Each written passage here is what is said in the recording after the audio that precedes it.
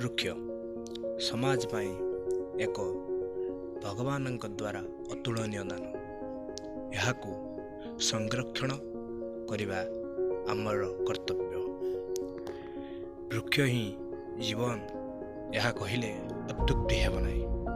କାରଣ ବୃକ୍ଷର ମହତ୍ଵ ଏ ସଂସାରରେ ଏବଂ ଏ ବିଶ୍ୱ ବ୍ରହ୍ମାଣ୍ଡରେ ନିତ୍ୟାନ୍ତ ଆବଶ୍ୟକ।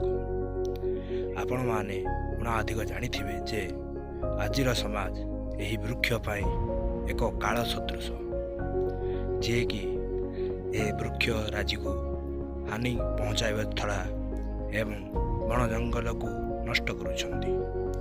ଏହାଦ୍ୱାରା ଆମ୍ଭର ବୃକ୍ଷମାନଙ୍କର ଭାରସାମ୍ୟ ହାନି ହେଉଛି। ଆସନ୍ତୁ ଏକ ସ୍ୱରରେ ସଂକଳ୍ପ କରିବା, ଆଜିଠୁ ଆମ୍ଭେମାନେ ଗୋଟିଏ ଗୋଟିଏ ବୃକ୍ଷ ରୋପଣ କରିବା ନିତ୍ୟାନ୍ତ ଆବଶ୍ୟକ। କାରଣ ଆମ୍ଭର ଏ ବିଶ୍ୱ ସମାଜ ପାଇଁ ଏବଂ ଭବିଷ୍ୟତ ପାଇଁ ବୃକ୍ଷ ହିଁ ଜୀବନ ରୂପରେ ଆବିର୍ଭୂତ ହେବ। ଆମେମାନେ ଆଜି ଯେଉଁ ବୃକ୍ଷ ଲଗେଇଥିବା, କାଲି ସେ ବୃକ୍ଷ ତରୁରେ ପରିଣତ ହେବ। ତାଦ୍ୱାରା ଆମ୍ଭମାନଙ୍କର ଭବିଷ୍ୟତ ଉଜ୍ଜଳମୟ ହେବ। ଆସନ୍ତୁ ଏକ ସ୍ୱରରେ ଏକ ବୃକ୍ଷରୋପଣ କରିବା।